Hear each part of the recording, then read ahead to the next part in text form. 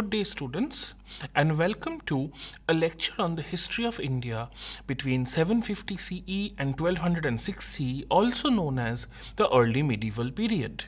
Today, we are going to learn about the interregional trade of India.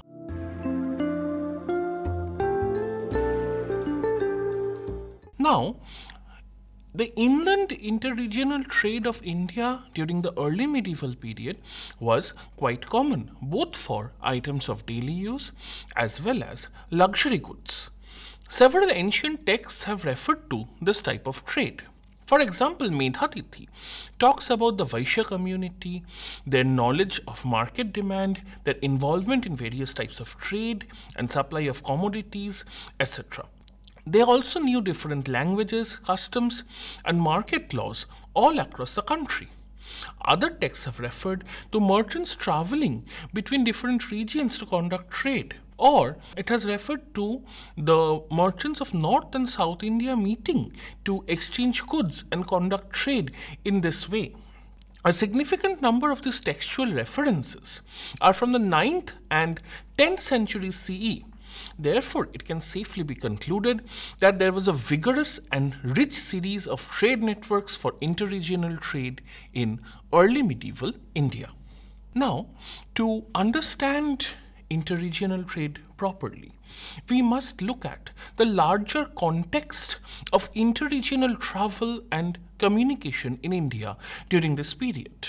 The key to understanding the nature and magnitude of interregional trade in India is to comprehend that these types of contact and travel between different regions in India was actually quite common and in fact part of the accepted culture of the day.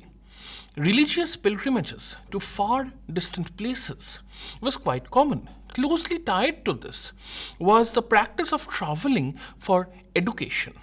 There is substantial evidence that places as far apart as Bengal and Kashmir were connected by travel of students in search of higher learning and knowledge. Kemendra, in his text, the Desh Upadesh, refers to students from Gaudiya studying in Kashmir. The famous text, the Raj Tarangini, mentions how a motte had to be constructed for students coming from distant places like Madhya and Saurashtra.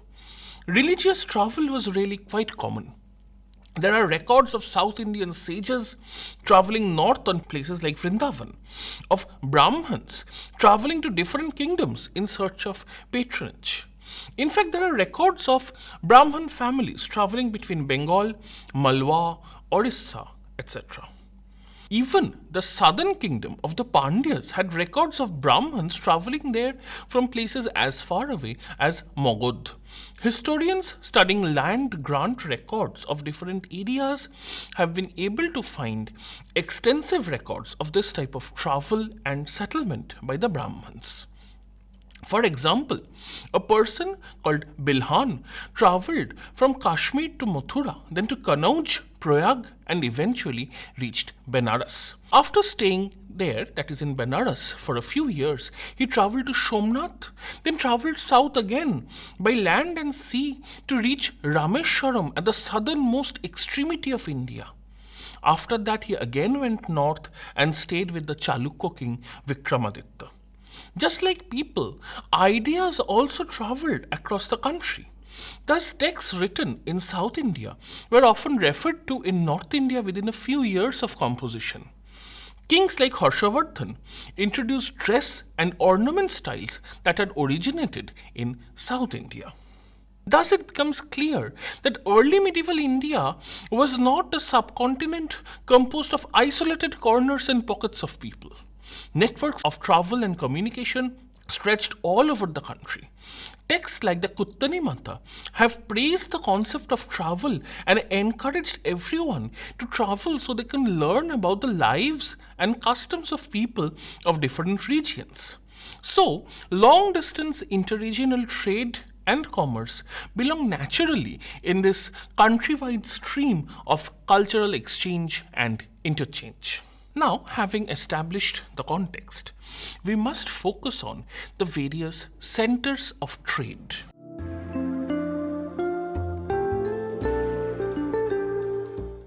historians have argued that the early medieval period saw an overall decline in volume of trade, as well as a decline in urban trade centers in India, at least in comparison to the extremely prosperous Gupta period that had gone by earlier. However, recently, historians like Ranobir Chakraborty and Brojodulal Chattopadhyay have tried to show how trade not only survived but continued throughout India, and that the nature of the centers of trade changed, but they continued to fulfill their function in the economic system. In this context, historian Ranobir Chakraborty has emphasized the wide variety of trade centers that existed in the early medieval period. The smallest trade centers were the hatta or the hattika, also known as the addas in eastern Deccan and the santhes in the western and central Deccan. These were mainly rural marketplaces where the market convened on specific days of the week. These rural markets were directly connected to the hinterland and therefore easily collected agricultural and craft commodities. Hattas have also been recorded as taking place in cities. Another type of periodic market was the fair or the jatra, held at specific times of the year. Historian Brojodulal Chattopadhyay has tried to identify some of the major trade centers as well as the nature of business transacted there.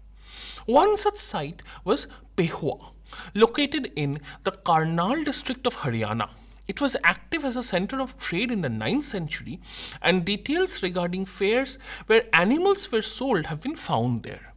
In fact, Pehua was a center of horse trade, and somewhat remarkably, the horse trade here was conducted not by foreign merchants, but by Indians, and if we go by the names recorded here, most of them were Brahmins. It has been hypothesized that Indians were acting as intermediary traders, that is, between foreigners and the local market in 9th century northwestern India. From recovered records, it can be ascertained that nobles and even the king brought horses from here through their own intermediaries. Furthermore, the traders operating from Pehua donated a portion of their profits to temples in quite distant locations like Bhojpur.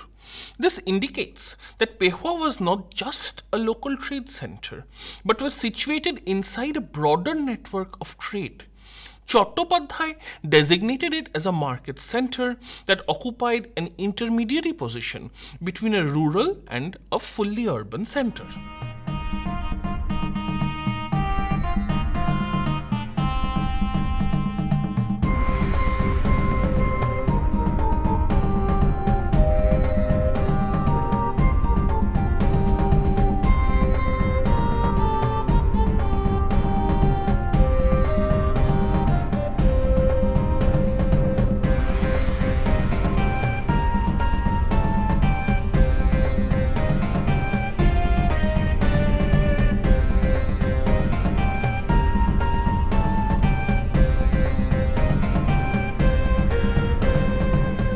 Other important urban centers of trade were Tattanandapura and Shiadoni. Tattanandapura, situated near modern Ahar on the western bank of the Ganga, was a major town and trade center of the 9th century. Records indicate that the town was situated at the nexus of major roads, and even within the town, different areas were connected by a road network. There were several market areas dispersed across the city, and these often intermingled organically with residential areas. There were 6 major temples in the city, and at least 2 of these also owned market property. The term avari was used to denote those buildings like shops and enclosures that served commercial purposes in the market area. Constructed of burnt brick, these buildings often had several rooms. Urban trade was carried out through mandapikas. Taken literally, this term mandapika means covered pavilion or pillared halls. But according to Ranobir Chakraborty, There were also urban centers like Kangra, Gwalior, Pehua, Bharatpur, Jabbalpur, etc. There is extensive epigraphic evidence testifying to these mandapikas being major centers of trade throughout the early medieval period, as well as serving as places for the collection of levies, tolls, and duties. Shiadoni, located near Lolitpur in present-day Jhansi district, is considered as a Pattana Mandapika, meaning a fully fledged urban trade center. It mainly flourished in the 10th century. The town had a variety of roads, including one dedicated to merchants. As many as 5 markets or hattas have been located within the town. Each market had individual shops called vithis. Just like Tattanandapura, residential and religious buildings intermingled with the market sites. By studying inscriptions and temple donation records, parts of the commercial history of Shiadoni can be understood. It was a center of salt and oil trade, with many prosperous merchants having their shops in the marketplace. It was also a center of manufacture, with oil millers and distillers forming panchakulas or boards of 5 members, which represented these various groups and carried out administrative activities like revenue collection.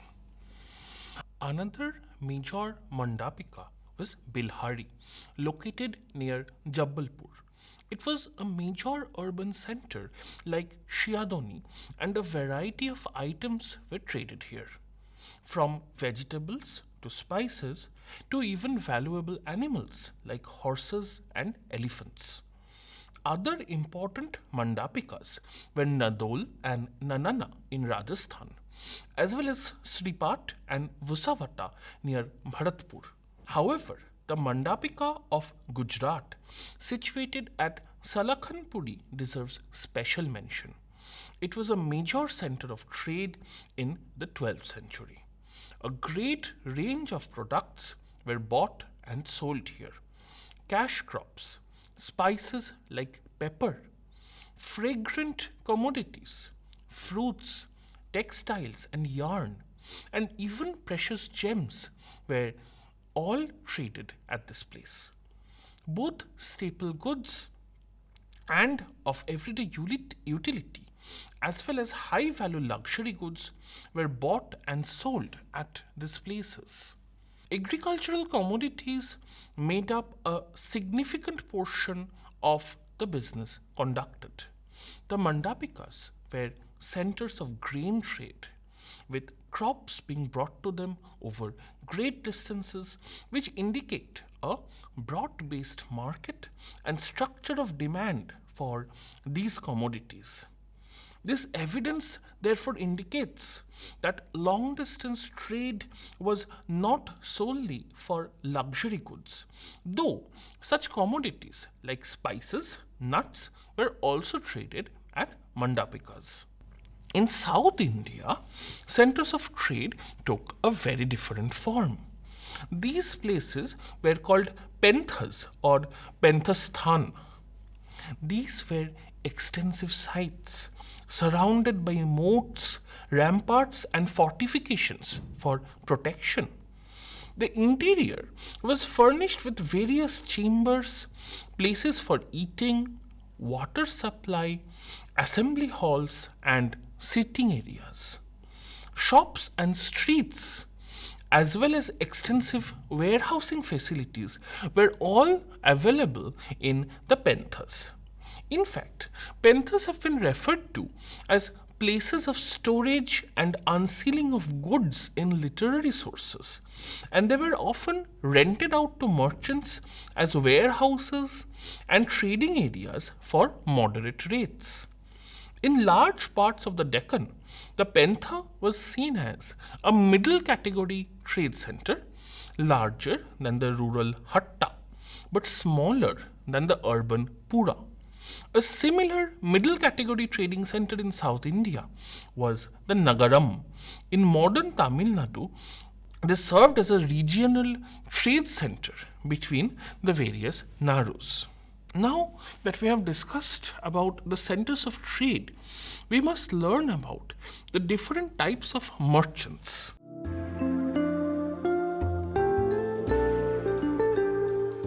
An important point to be kept in mind is that there was not one universal category of merchant, but rather there were a whole variety of people involved in trade and commerce. Briefly, we can find mention of the Vaidehaka, that is, the petty trader, the Banjara or the peddler, the Sartavaha or the caravan merchant, the Shreshtin, who is the very rich merchant who sometimes played the role of investor, the Vaddu Vyavahari or the senior merchant, and the Novitakka or the ship owning merchant who participated in maritime trade. These merchants also grouped together to form associations like the Manigranam or the famous South Indian Ayavol, which helped to form extensive trading networks across the country and beyond.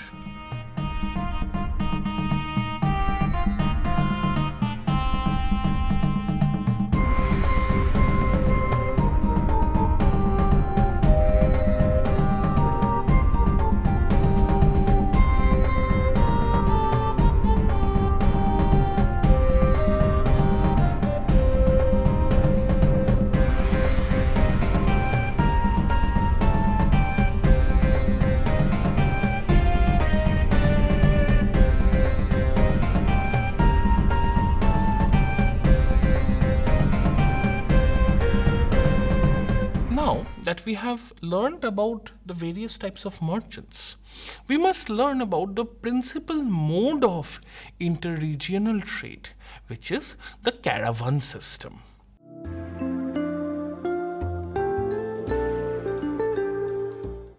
Now, it is very important to highlight how internal trade was organized and carried out, which enables us to visualize its nature. Trade was not an individual matter. Interregional overland trade was extremely complex and difficult, and thus merchants grouped together into associations in order to better deal with the challenges. Contemporary sources like Vishwarup mention Naigam as being corporations of merchants. These associations enabled merchants to organize caravans of large number of merchants and for the purpose of long distance travel and trade. These caravans could actually consist of merchants of different castes who nevertheless banded together. Clearly, this manner of organization held inherent benefits for the merchants. Contemporary literary sources mention how the leader of a caravan would approach a king or a chieftain and negotiate for the rights to trade in the territory. Description of early medieval cities mention how these trading caravans would camp in the outskirts. Thus, these organizations helped merchants overcome legal or customary hurdles to long distance trade. However, there was safety in numbers, and caravan traders could travel across the country knowing that they enjoyed relative protection from robbers and bandits. Several contemporary literary sources give us detailed descriptions of the operation of these caravans. And it is quite clear that there were huge enterprises involving the participation and support of a significant part of the mercantile community of a city. The chief merchant who wanted to organize a caravan would publicly announce his intention in the city and invite other merchants to join in with him. Such a declaration would be proclaimed through public announcers and drummers throughout the city. Wealthy merchants often offered incentives to get smaller merchants to join into the caravan, like loans to buy trade goods, transport arrangements for those who lacked it, provisions, and most importantly, security and protection from the dangers of the road. Once sufficient number of merchants had responded to the call, they were briefed regarding the route they would be taking as well as instructions regarding their conduct on the trip. The caravan itself would often be huge, and its departure would be a remarkable occasion for the city, as it was accompanied by public religious ceremonies. Various beasts of burden like camels, buffaloes, oxen, mules, and donkeys were employed in these caravans. The bulky trade goods were carried by animals as well as in huge carts and wagons, which also served as transport for the merchants. The buffaloes were used to carry essential provisions like food and drinking water. The head of the caravan usually rode at its front, and the whole procession was escorted by armed guards on horseback. Thus, it was a huge enterprise.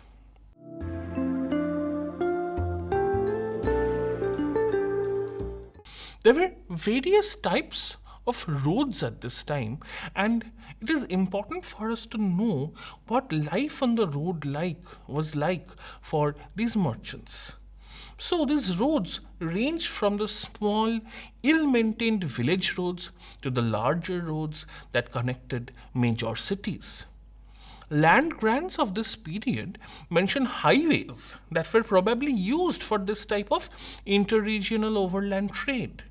These roads were demarcated with milestones. Arab sources of this period give exact distance between cities, so measuring and demarcating length of roads was clearly an important matter at this time. However, the early medieval roads were not of the best quality. Several literary sources mention how roads could become overgrown, infested with wild animals or bandits. Often, roads were not maintained well, and they could become uneven, which would pose problems for the heavy carts of the traders. The worst time for travel was the monsoon period, when the heavy rains could cause floods or turn the roads into long avenues of mud that would completely bog down the caravans. There were some facilities for travelers and traders on the road. There existed small shops located at advantageous locations for selling necessities to travelers. It was the practice of many towns to have water reservoirs or tanks built outside the town for travelers, along with small sheds for them to rest in. Charity towards travelers was an important aspect of contemporary society and culture, and it definitely benefited long distance trade. The most common form of charity was to provide rest and refreshment. So, wells and tanks were dug and water sheds were built to assist weary traders on the road. The places where these existed also saw collections of small shops selling necessities. Contemporary sources indicate that many kings and local chieftains would construct charitable houses which would function as rest houses and places of refreshment for traders and travelers.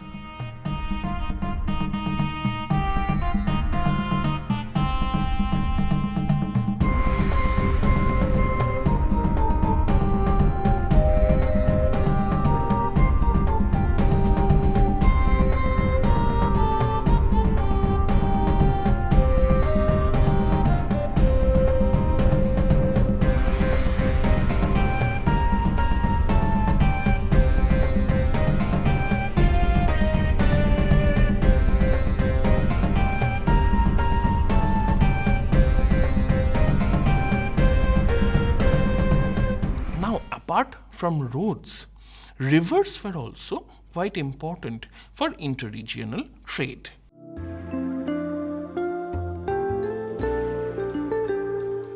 Especially in eastern India, rivers would function as avenues of trade. Moving large amounts of bulky cargo by river was also easier than by road. Several contemporary sources like the Chorjapados and the Rajtarangini mention cargo boats plying along the rivers. The boatmen of eastern Uttar Pradesh were especially reputed for being very skilled and knowledgeable about rivers and their varying depth.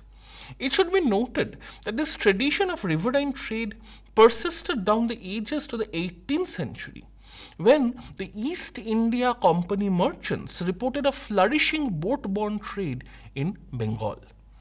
Aside from long-distance travel among rivers, boats also served as ferries.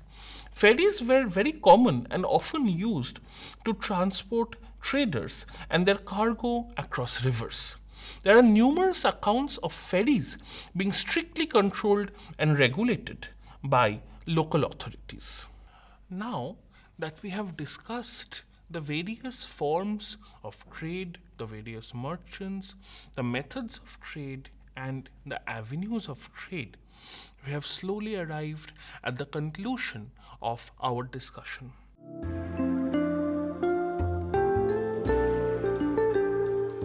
Now, here it is important to note that there has been a long-standing historical argument that trade in India had declined in the early medieval period due to the absence of powerful centralized kingdoms like the Gupta Empire or even the kingdom of Harshavardhan, and that they had been replaced by numerous small feudal kingdoms which had fragmented political authority and administration across the country. But this is not the entire picture. While trade did decrease in volume and difficulties of long distance trade did in fact exist, it would be wrong to say that there was a drastic decline. As research by modern historians like Ranabir Chakraborty has shown us, trade continued in various forms in different parts of the subcontinent and continued to play a very important role in economic life. So, with this argument, we need to sum up our discussion on this topic. Interregional trade in India was a rich and varied phenomenon which existed throughout the country.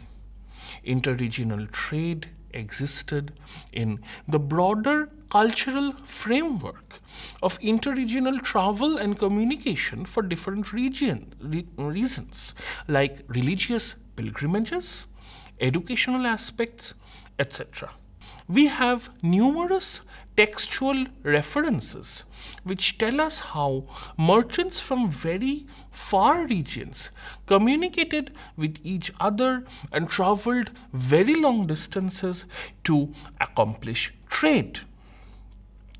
And that therefore this proves the existence of networks of trade. We have learned about the various centers of trade, be they the hattas or the addas, which were the smaller rural centers of trade that accumulated products from nearby regions, to larger medium centers like Pehua, which in North India was a center of horse trade. And also, we have heard about the various urban centers of trade like the Tattanandapura or Shiadoni. These urban centers of trade combined markets in urban areas with residential and temple areas, and often the temples themselves would participate indirectly in trade by owning these market areas. We have also heard about the mandapikas, which were pavilions or pillared halls which functioned as intermediary centers of trade where various types of commodities were traded in the market. And we have heard about mandapikas like Bilhari of Jabalpur and other places where various products like spices, fragrant commodities, fruits, and textiles were being bought and sold. We also know that interregional trade was not just confined to luxury goods, but also everyday utility staples were part of this trade. We have heard how in South India centers of trade took radically different forms, how the penthas were fortified with moats and ramparts and rented out to merchants with their elaborate facilities for storage of goods and selling of goods.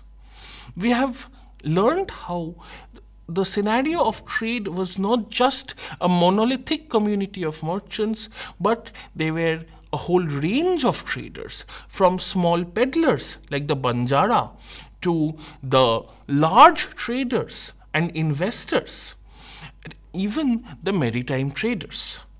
We have learned how the caravan was a key part of the interregional trade because it allowed smaller merchants and traders to travel under the security and protection of a larger merchant and allowed them to combine their resources and capital to overcome the dangers of the road, and how the culture of hospitality towards travelers helped these traders by providing them places of rest and refreshment like wells, tanks, and sheds.